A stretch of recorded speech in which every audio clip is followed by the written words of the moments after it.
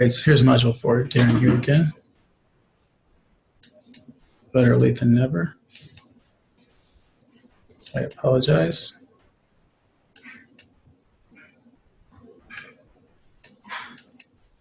Here we go.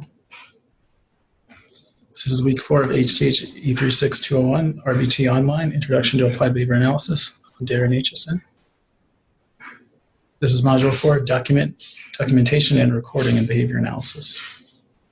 These are our task list items for this week.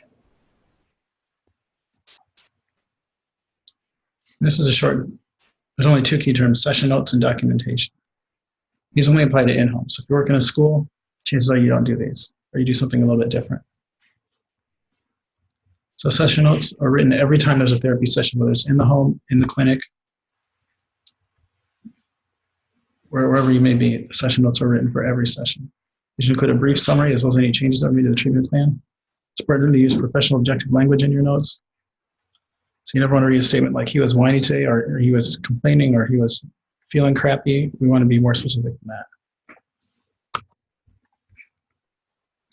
Documentation is the proof for what we've done. Whenever we write something, we want to assume that someone's going to read it. Some insurance companies, you never know what they're going to pull. An audit, you need to be prepared to give this documentation at any time, even on short notice. This applies more to the VCBAs than does the RBTs. And that is the short and sweet of week 4. So close 4 on Blackboard. Read the session notes document that's attached to this lecture online. Read chapter 4 in BDS, area 2E, acquisition modules only, just like I showed you last time during week 2. So only acquisition modules. That's all. It was short and sweet this week. Good luck, and we'll see you next time.